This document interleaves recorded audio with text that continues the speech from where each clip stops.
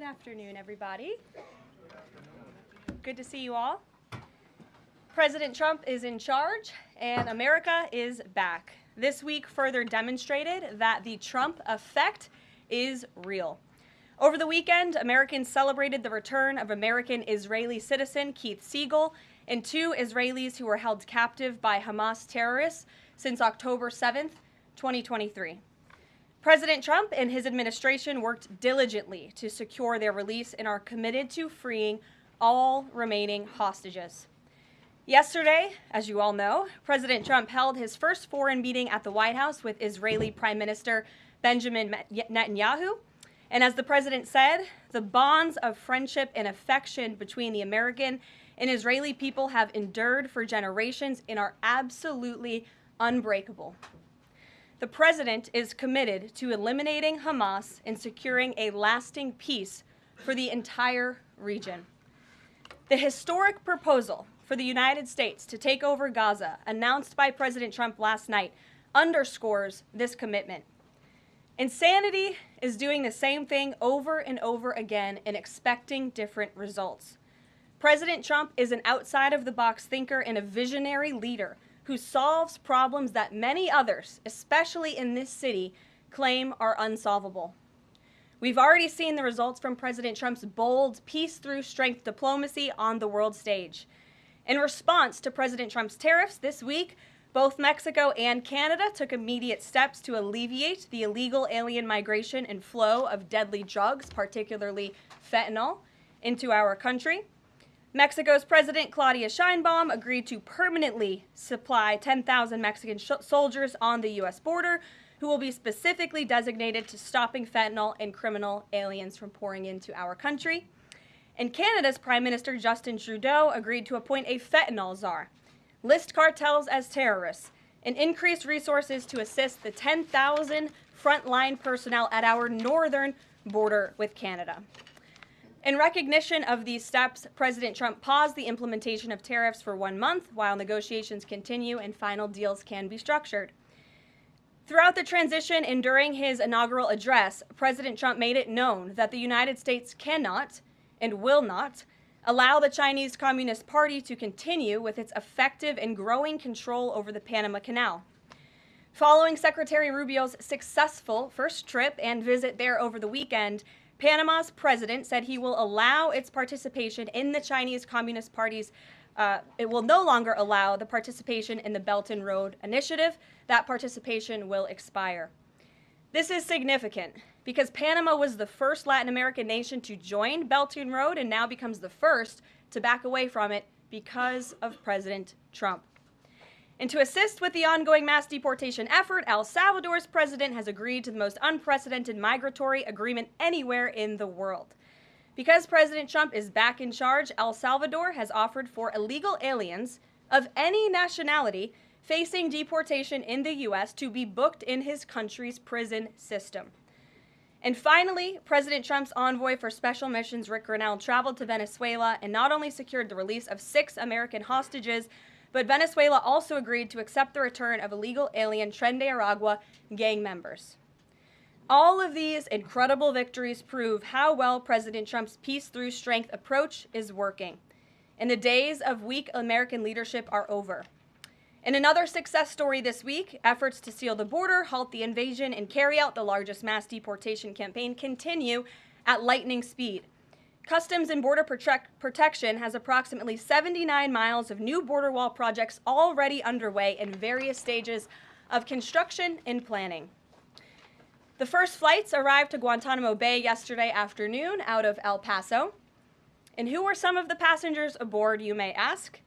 There were 10 members of the transnational gang Tren de Aragua on this flight. And overall, our heroic ICE agents continue to prioritize the removal of violent criminal illegal aliens in communities across the country. On February 3rd, ICE Dallas arrested a citizen of Nicaragua who has been convicted of sexual assault, strong arm, and lewd acts with a minor and sentenced to 15 years in prison. ICE Los Angeles arrested a Mexican citizen who has been convicted of lewd acts with a minor and sentenced to 364 days. And ICE Atlanta arrested a citizen of Mexico who has been convicted of homicide by vehicle and hit and run and sentenced to 6 months confinement. And ICE New York arrested a Venezuelan national and known TDA gang member who has a prior criminal conviction for assault in the 3rd degree causing physical injury. Americans are safer every single time one of these criminals is arrested and deported from our country. On another important and ongoing topic, the Senate is working fast to confirm President Trump's exceptional cabinet nominees in the face of relentless media smear campaigns. As of right now, 12 members of the president's cabinet have been confirmed, most recently Pam Bondi, who, as you all know, I was just in the Oval Office for that swearing-in ceremony surrounded by Pam's lovely family, and we look forward to watching her serve as the Attorney General of the United States. According to CNN, President Trump is getting more cabinet picks confirmed so far than the average president in the modern era. Another success story. And we believe it's critical that Republicans in the Senate majority stay tough and keep their foot on the gas to confirm all of the remaining nominees as quickly as possible so we can continue President Trump's important work here at the White House and across our entire federal government. And lastly, throughout his historic campaign, President Trump pledged to restore common sense to our country. And he is continuing to deliver on that with an executive order that he will sign later today. The president will be signing an executive order keeping men out of women's sports to defend the safety of athletes, protect competitive integrity, and uphold the promise of Title IX. This common sense action from President Trump ends the disgusting betrayal of women and girls by the previous administration, who for years catered to radical activists who wanted biological males to be treated as women in workplace showers, competitive sports, prisons, and even rape shelters. Gender ideology insanity is over. Submissions from individuals across the country interested in participating in our new media seat at a future briefing continue to flood in. We are at more than 12,000 and counting. If you're watching right now and are interested, you can continue to apply on our new media website, whitehouse.gov/newmedia. And in the seat today, we have a longtime national television broadcaster. I'm sure many of you recognized her when she came in, Sage Steele, who is now the host of an incredibly successful podcast, The Sage Steele Show, on YouTube and all podcast platforms. And previously, Sage was a fixture at ESPN from 2007 to 2023, primarily hosting SportsCenter, which we all know well, before leaving the company to exercise her First Amendment rights more freely. We are honored to welcome her to the briefing room today. She will be joining the president at the big EO signing later this afternoon. I know many of you will be there as well. So Sage, why don't you kick us off on this very exciting day for women and girls across the country. Thank you for joining us. It is exciting, and Caroline, thank you for welcoming people like me with a little bit of a different perspective, different background in this seat. It really does mean a lot. Thank you. Obviously, the House already passed the Protection of Women and Girls in Sports Act, which was a really big step for women and girls. So far, the Senate, as we know, has not brought it up to vote. We all know executive orders can be overturned, so I'm wondering how important it is to the president to get Congress to bring this, to pass legislation. So there are no instances like the past administration that really tried to destroy Title IX.